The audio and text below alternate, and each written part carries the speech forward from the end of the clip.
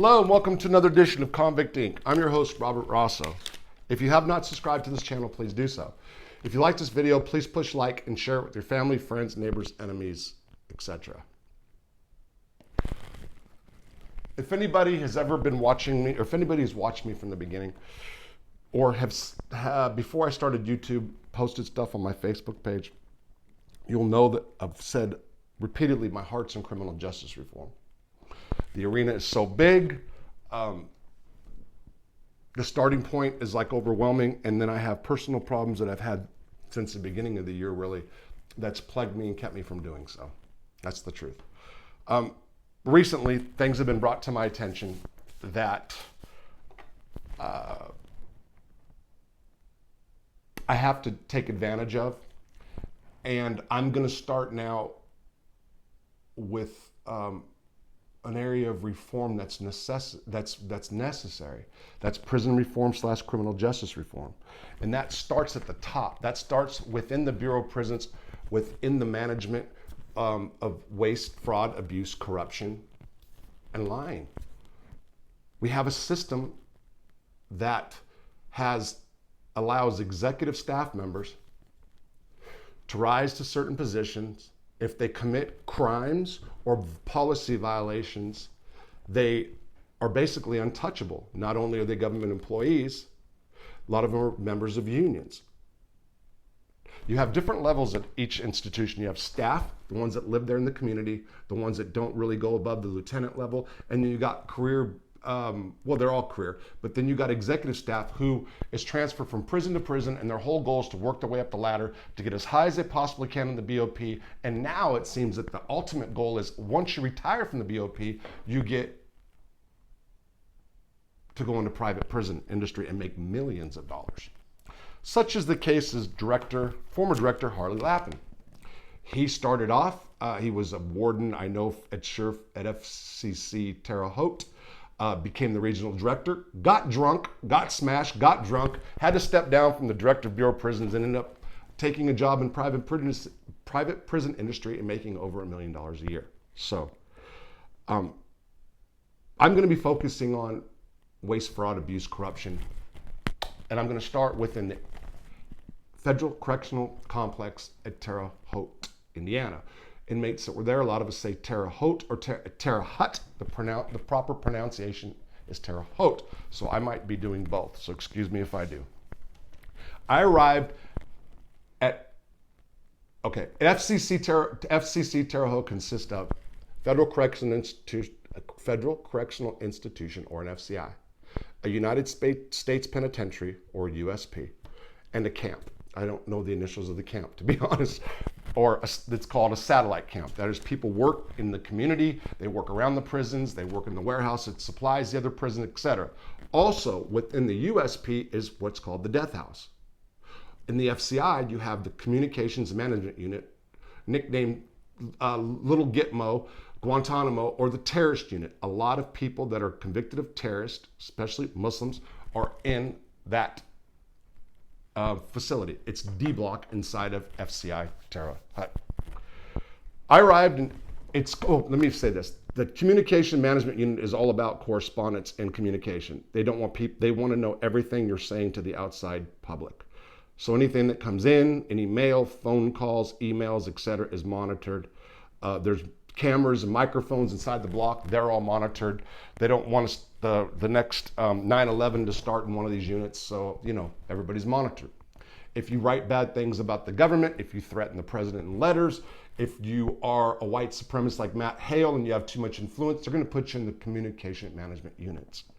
If you are a former NASA scientist like Stuart Nazette, they're going to put you in something like communications management. If you are Robert Rosso, who was writing bad things about the Bureau of Prisons, they're at the very least going to send you to FCI Terre Haute, where you are going to be threatened that if you keep on writing, they're going to walk me over to D block. And that's exactly what happened. In November of 2012, I was transferred from the Butner FCI 2, or the Deuce, to FCI Terre Haute. Upon arrival, I was greeted by two staff members. That is SIS Camden and SIS Cordray. SIS is, oh man, I just drew a blank on what it stands for. Supervisor, investigator, service. That's wrong. SIS is the Gestapo within the prison. They are the ones that do all the intel, the research, the investigations of staff and inmates alike. Okay? And I can't believe I just drew a blank on what it actually stands for, but they're SIS. SIA is the liaison. It's a step above SIS. They are the liaison between the institution and the U.S. Attorney's Office or other law enforcement agencies. When I arrived at Terre Haute, SIS Camden and SIS Cordray were there to greet me, and they basically ran the rules down to me. They knew I had a website. They were okay with me writing, and they said, "Here's the deal: you're not to write anything about the conditions in Terre Haute. You're not to write anything derogatory about staff members." Cordray asked that I name the prison, and I can say like a federal prison in Indiana. For the most part, well, I tried to stick to that. Because of what happened to me at Butner, I got into basically a pissing match with the SIS. One of the SIS guys, his name was Bronner. He crushed me. Every time that he wanted to put me in the hole, I did. Also, I was under email monitoring and communications monitoring. Not at the level where they had to put me inside of the CMU or the Communication Management Unit, but to a level where all my emails had to be read by SIS, and also the region and or central office would read my emails too at times. I was told when I came to Terre Haute that there's the Bureau of Prisons, and then there's Terre Haute. Terre Haute is one of the institutions within the Bureau of Prisons, and I didn't really understand what he meant by then, but it became clear to me early on. That is, it's true that Terre Haute runs by their own set of rules. I should note that Terre Haute is one of those prisons that's been around a long time, and everybody working their way up the ladder, the executive staff, they all go through Terre Haute at some time. Why? You got the death house, the execution chamber. It's been around for years. You got the communication management unit. It's a staple, I guess, if you're trying to work your way up the ladder. The first thing that I noticed about Terre Haute, I say Terre Haute, okay, was the orientation process. A&O. What is A&O? Let me break it down to you real quick here. Okay. I'm sorry. Bear with me. It's the A&O purpose to require each inmate. It's the administration. Where am I? Just got lost. I'm sorry. It's the admission and orientation program. It's governed under Code of Federal Regulations and BOP Program Statement, or PS 5290.10. Admission and orientation program. That's the subject. Purpose and scope: to require each inmate committed or transferred to a Bureau of Prisons institution to participate in the institution admission and orientation program. The warden will ensure that staff involved with this program offer each newly committed inmate an orientation to the institution to include information on the institutional requirements and, whenever practical, visits to the various areas of the institution. The institution's A&O program must also provide the inmate with the awareness of the inmate's rights and responsibilities, institution's program opportunities, and the institution's disciplinary system. All right, let me skip right along here. I want to really point this out. This is enshrined or encompassed by law, okay, under the Code of Federal Regulations. Very important. All right, let me get to this. Responsibilities. The warden will assign to a staff member the responsibility to coordinate the institution's A&O program. The warden will assign the A&O coordinator's role to an experienced staff member, and ordinarily this role will not be delegated below the department head level to ensure that the institution's A&O program goals and objectives are met. Ordinarily, oversight responsibility over the A&O coordinator and program is assigned to an associate warden. Unit managers will be responsible for developing and monitoring the A&O program for their units. All right, so let me just say it in a nutshell. Here's what happens. It's the heart of your prison experience. Somebody comes in new. A&O is designed where a person from each department will come and give a speech about what their department is about, answer questions, and so forth. It's an essential part of institutional life. Prior to my A&O experience, or lack thereof, at FCI Terre Haute, I had been to USP Leavenworth, USP Lewisburg, the Butner Complex, that's Butner FMC, the Medical Center, Butner FCI 1 and Butner FCI 2. At each of those places, they had a full-blown A&O program. I will say this, Warden Booker, who was the warden of USP Leavenworth, that's my first prison, my first stop. Walked in there with the fresh life sentence. Big black man, tall, real round, robust, smoked big cigars. He was a convicts warden, really cool warden. He strolled down the aisle smoking his his big long cigar, stood in front of everybody and said, "I'll be taking no questions. If you like drugs, we got plenty of drugs here. We got black tar heroin up in B upper. We got some China white over in a C cell house, C2. Got marijuana in every unit, blah, blah, blah." And he went on like that. You like gambling? There's plenty of gambling. Second floor rec, third floor rec, all the units got gambling tickets. There's sports betting tickets. If you like boys, if you're into that, there's boys, there's that here too. Homosexual activity. But, he said, don't come to staff and ask for help because you can't pay your bills. Be men and pay your bills, fellas. Be men and pay your bills. That's all he required. He didn't want guys going and asking for protective custody because they ran up drug or gambling debts and had to go to staff. Be a man. Take care of your own business. And he said it's a cat and mouse game. If you get caught, you know how it is. And it is what it is. And that prison was saturated with drugs, as are most in the Bureau of Prisons. And I remember when he walked away, we were like, yes, because I was a partier back then. The second A&O was at USP Lewisburg. It was thorough, ran by A.W. Sneezik. Every department head came and took their time, questions. It was thorough. Butner, likewise. Every institution in Butner that I went in had an A&O. Very thorough, very professional. And then came Terre Haute. An inmate who was going to go to A&O was put on the call out the night before. The call out is a slip. It's a list. You'll see, if you have to go to medical, it'll say 9 a.m., et cetera. So I was put on the call out for A&O, as were, a couple dozen of us, let's just say. When I walked down to the chapel where it was supposed to be held, there was a counselor who has since retired long ago, Mr. W, okay? Mr. W was at the door, and in his hand was this piece of paper. What is this piece of paper?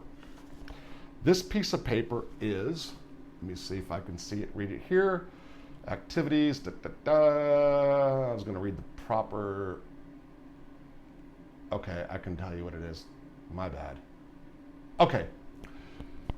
Documentation of A&O program involvement. Staff must document that the inmate has received a copy of the institution's inmate handouts and has completed the instructions A&O program. Staff will have the inmate sign and date a copy of this document. The original document is to be placed in the inmate's central file. Completion of A&O program will be documented on both the institutional A&O checklist form, BP, that's this one, 581, and the unit A&O checklist form, BP 597. These are official government documents. Official, okay? When you sign these in your staff, you're signing an official document. Can you see this? Can you look at the signatures? Let me back up. Here's what's supposed to happen. These are all the departments that were supposed to come talk to the inmates. Unicor. Let me see, these glasses are bad. Hold on, I'm sorry. Unicor. That's prison industries. Correctional services, medical services, chaplain services, inmate systems, commissary, clothing, food service, psychology, sexual abuse prevention intervention, diversity and criminal justice system, safety and sanitation, inmate accident compensation, facilities, educational services, veteran services, treaty transfer of offenders to foreign countries, selective service systems, inmate financial responsibility program. It goes all the way down to intake screening, reentry affairs, and executive staff. So one by one, starting, let's say, with Unicor, the Unicor head comes in, whoever's designated to speak to the A&O program, comes in, tells you all about A&O, what the qualifications are, and takes questions. When he's done, they will sign, the approved staff member will sign, and then date the sheet. And this goes all the way down. There's 28 people that were supposed to be at this A&O. It can take sometimes 2 to 3 days to complete. At the end of this, you get this copy, a master copy, which you then sign, and later on, you'll get a copy back. Sometimes it'll take a few days. On November the 15th, 2012, I walked to the chapel, and at the door, Mr. W had a piece of paper, and he said, sign this. There was all a line of us. We signed it, and he says, okay, that's your A&O. There was no A&O. And if you look at these signatures, you can see that there's maybe, they're all forged, maybe 2-3 officers participated in this forgery, conspiracy to forge this federal document. That's really what it was, with the exception of a lady named Mrs. Adams, who worked in educational service. Although I will say that Miss Adams, by signing her name on this, lied. She never participated in the A&O program because we did not have one. Again, this is an essential part of prison life, which is governed by the Code of Federal Regulations and Bureau of Prisons policy statement.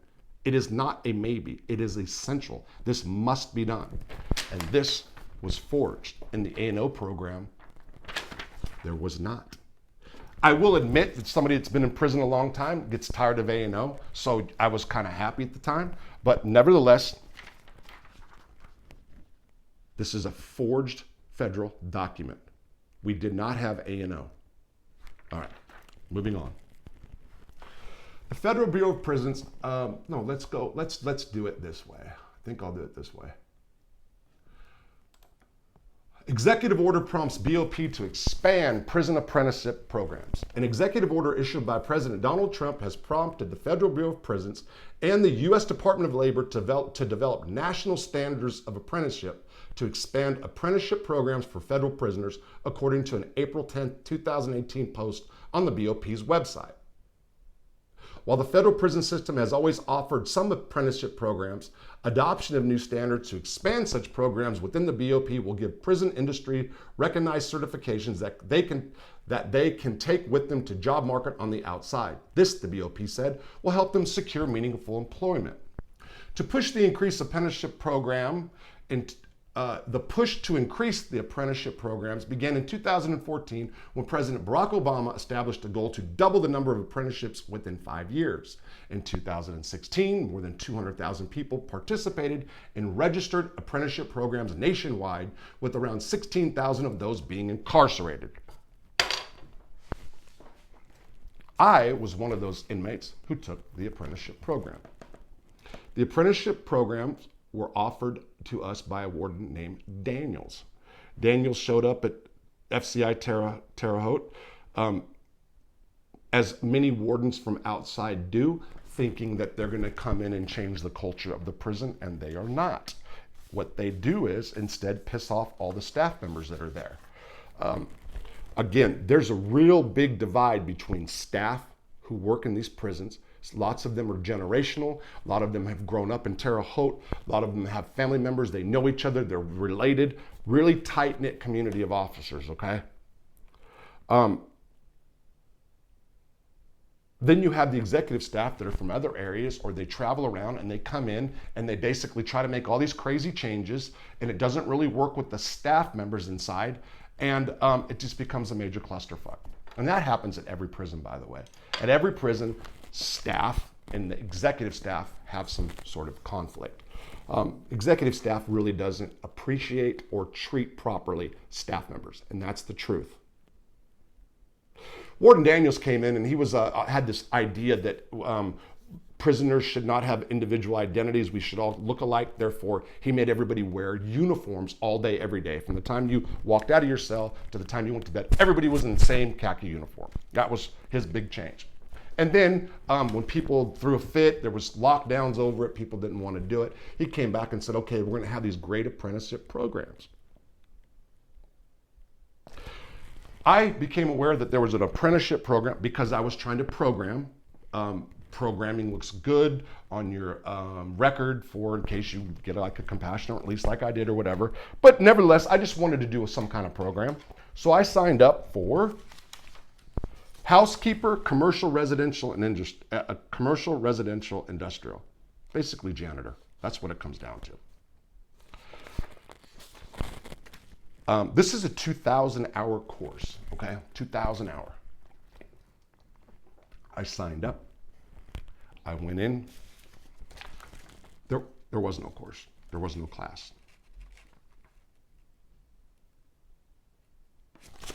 I was handed a worksheet. Here's a worksheet. I'm going to put all this on my community page, by the way. You'll see it says Exhibit 18. Why? Because when I filed for my compassionate release, I told the judge, I showed the judge all this stuff, my judge. I said, the Bureau of Prisons forged these documents. This was Exhibit 13. And this apprenticeship program, which I'm accredited for by the Department of Labor, was a fraud. My purpose of telling my judge that was I can't program anymore. There's nothing more to do. And by the way, this is all fugazi. This is all fugazi. This is all just it's all make believe. There's no rehabilitation. True rehabilitation. There's no true programming. This is a big lie. You know how they talk about Trump, the big lie? The big lie is that there was apprenticeship programs at FCI Terre Haute.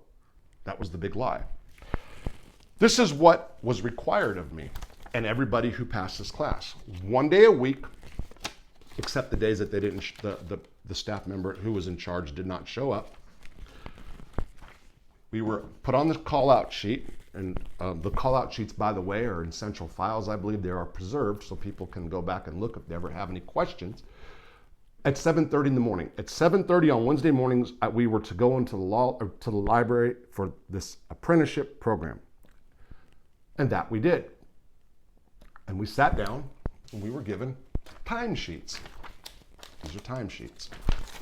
Timesheets. What's it say? Housekeeper apprenticeship program. Start monthly training. Hours. Month. You go by month, and you put all these little numbers down. You fill in these timesheets. Okay. Again, they'll be all posted on my community page on the side. Timesheet. So here's what we were told to do. Make up numbers. Just write any number in. Doesn't matter. So the numbers that I put here, they don't match. None at all. And then, by the way, equipment usage maintenance, 600 hours. This guy, whoever ran it, said 300. Chemical usage and technology concepts, supposed to be 35 hours. He put down 17.5.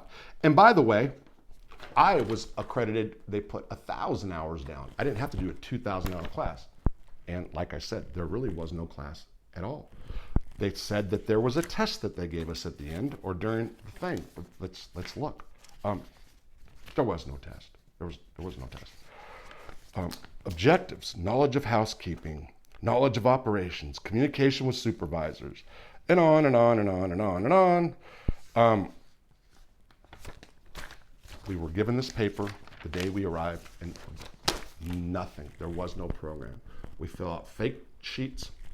We were instructed to by the man who oversaw it. And we left at 8 o'clock. So 30 minutes a week. For 30 minutes a week. And by the way, at least once a month, we didn't even have it. So the man in charge did not even show. So let's say 3 times a month for 30 minutes, we sat, talked about life in general or whatever was going on, had filled out fake timesheets that we were requested to do or required to do or ordered, instructed to do by staff. And at the end of the program that didn't exist, we've got official certification from the United States Department of Labor, Office of the Apprenticeship Certificate of Completion of Office of the Apprenticeship, Certificate of Completion of Apprenticeship. I can take this document, Department of Labor, United States of America. I'll post this too. I can take this document anywhere and show that I'm certified as a janitor. And I've been accredited through the Department of Labor, and they'd think I was that guy. This didn't just happen with this. Every apprenticeship program at FCC Terre Haute was fraud. Staff committed forgery. There's numerous violations involved in this. Numerous. Again, I wonder how the Department of Labor feels. I wonder how they're going to feel when this comes to light. Now, this was a long time ago. Statute of limitations is going to be over. Who forged these documents? Who were the people writing this down? Who was the AW in charge? And did he ever pay attention? Might not seem like a big deal to some, but this is just the beginning. Just the beginning. On a daily basis throughout the Federal Bureau of Prisons, staff commit crimes and violate policies. And it's just part of the norm. They will write your name down to use as a separatee. So if they don't want somebody on the compound, they'll just say that you have a problem with them. That's forging a federal document, which is a federal crime. If somebody says that I completed a program, an apprenticeship program that's governed by law, they're committing numerous crimes, including fraud, by saying that I completed the program. These are official documents too. Each document is a crime that they've signed off on. So let me be clear about that. Now, I want to say this to all the staff at Terre Haute. I was at that prison for 11 years at the FCI. There's really, really good people there. There's some scumbags, as there are everywhere. Really good people. And as these stories drip, drip, drip out, and the next ones you'll understand. I don't wish no ill will toward you, and I want you to know that. This isn't about you, staff members. This is about waste, fraud, and abuse that's actually at higher levels above you, the executive staff. I hope you appreciate it and you're not pissed off about it, is what I really hope. If any former correctional officer wants to get in contact with me, infoconvictinc@gmail.com. I have sources. I have sources, and you guys will understand that. So it's coming. Buckle up, staff members at FCC Terre Haute. Buckle up. And this isn't about your institution per se. Yes, it's going to be stories about your institution, but this has a larger focus, and that is what's happening here is also happening in other spots. You guys aren't isolated to what I'm about to expose. It just happens that I have that information out of there right now, and there's more lining up, and there'll be some from different institutions, I'm sure. Criminal justice reform and prison reform needs to start at the top. We cannot have foxes guarding the henhouse, so to speak. Can't happen, and that's what's happening. Our recidivism rates are so really high for a reason. If you teach inmates that fraud and crimes like handing out fake certificate is okay, what do you think what message does that send to the inmate? Well, why the fuck should I commit crime? Because staff is too.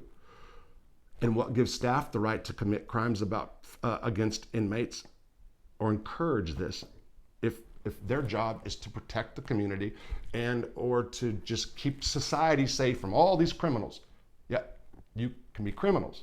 And it could be the smallest thing, like just signing a name on a document, and that is forgery. By the way, anytime you have a federal document and you sign falsely to something, that is a case of forgery. It happens daily in every federal prison.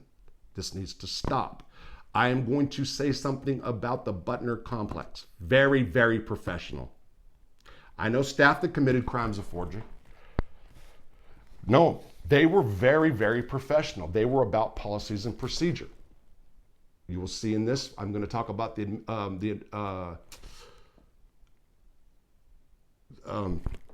grievance program, or the grievance systems, administrative remedy program. That's what I was trying to say. At Terre Haute, we had a lockdown over it. Staff will tell you that they threw grievances away. They threw this is called BP8, BP9, BP10, BP11. They took it as a joke. They didn't take it seriously. I'm gonna dive into it in the future. The next one that's coming is going to be a big deal. I'm not trying to pump it up. I'm just gonna say it'll set the tone for what's to come. This was about Robert Rosso. This was about things that happened to me personally. The next one is going to go across the street to the USP, where the death house is, and stay tuned for that. Again, all you guys that know me that work there, no hard feelings. I mean, I hope, a lot of good people work there, a lot of good ones. Take care. Have a good day.